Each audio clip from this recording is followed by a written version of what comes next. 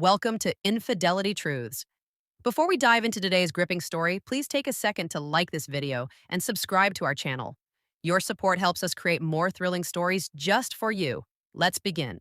I walked away from a man who loved me, all because I let a single moment of doubt blind me to the truth. His name was Daniel. We met 2 years ago at a pottery class of all places. A quirky evening workshop where I'd signed up on a whim to escape my hectic job as a graphic designer. Daniel wasn't the type to turn heads with charisma or flash. He was 34, with warm brown eyes and a quiet demeanor that felt like a steady anchor in my whirlwind life. He had a habit of humming softly while shaping clay, and his patience with my lopsided pots made me laugh. We bonded over our shared love of old vinyl records and rainy day hikes. Within 6 months we'd moved in together, turning a cramped apartment into a cozy nest filled with his handmade ceramics and my sketchbooks. I thought I'd found my forever, someone who balanced my impulsive nature with his calm resilience. For a while everything was idyllic.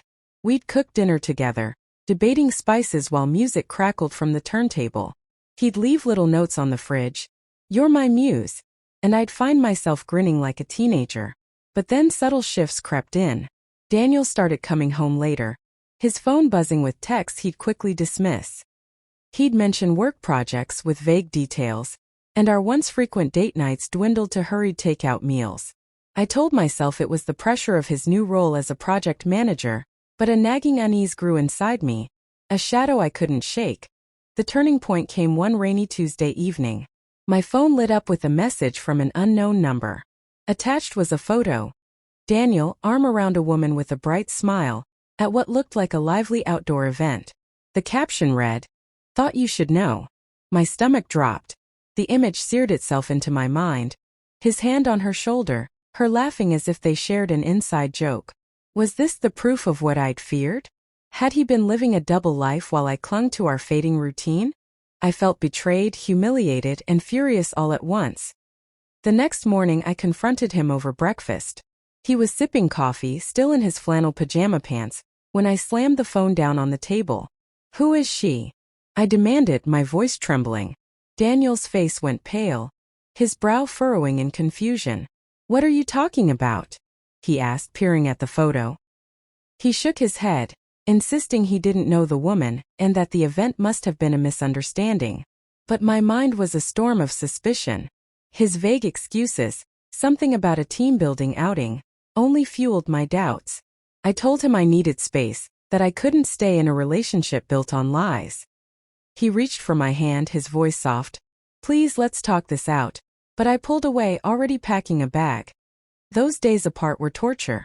I crashed at my friend Lisa's place, my thoughts consumed by Daniel. I scoured his social media for clues, finding old posts with cryptic captions and tagged photos I'd never seen. I borrowed Lisa's car to drive past his favorite coffee shop, half expecting to catch him with someone. I even snuck into the apartment one afternoon while he was at work, rifling through his drawers for evidence. I found a receipt for a necklace I didn't recognize and a text thread with deleted messages. Each discovery twisted the knife deeper, convincing me I'd been naive. Then came the revelation. Lisa, who knew Daniel through mutual friends, sat me down one evening with a glass of wine. "I should have said something sooner," she began, her voice hesitant. "That woman in the photo?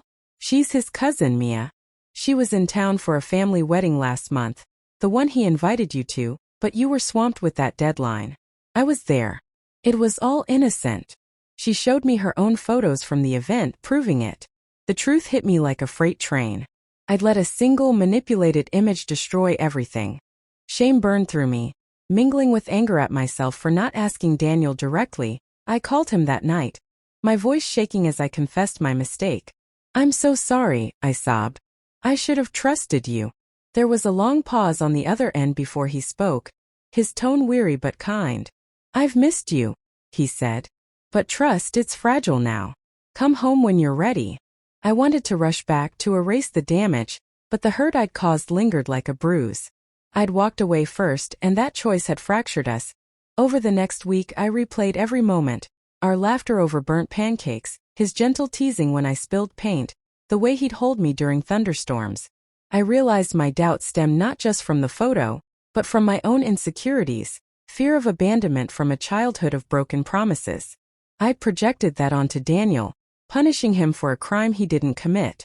Determined to make amends, I asked to meet him at our favorite park, the one with the duck pond where we'd had our first kiss. He was there, hands in his pockets, looking both relieved and guarded. "I never stopped loving you," he said, his voice cracking. "But I need to know you believe in us." Tears streamed down my face as I nodded. "Ido. I let my fears take over and I'm sorry. I want to fix this." We talked for hours, the air thick with emotion. He admitted he'd been distant because of work stress and a secret plan to propose, which explained the necklace, a gift he'd hidden. I confessed how my past had shaped my mistrust, and he listened, his eyes softening. We decided to try again, but it wasn't easy. The ease we once had was replaced by cautious steps. I moved back in and we started couples counseling, a process that peeled back layers of pain and misunderstanding. I learned to voice my fears instead of bottling them, and Daniel learned to communicate more openly. There were nights of arguments, over the necklace, over my snooping, but also mornings of quiet forgiveness, like when he left a note saying, "We're worth it." Months passed and just as hope flickered, a new challenge arose. A coworker mentioned overhearing Daniel say he wasn't sure I'd ever fully trust him again. The word stung, reigniting my anxiety. Was I losing him despite our efforts? I confronted him, and he admitted the strain had worn him down, but he wanted to keep fighting. That honesty sparked a turning point. We committed to rebuilding with intention: date nights, therapy, small acts of trust like sharing passwords. Today we're still together, our love scarred but resilient. The lie I believed taught me how fragile trust is, and how my own doubts can be the greatest threat. I regret walking away, but I'm grateful for the lessons. Love requires courage, communication, and the willingness to face your own demons. If you're doubting someone you love, pause. Ask. Don't let a lie or your fear cost you everything. Because sometimes the hardest battle is choosing to stay and fight for what's real.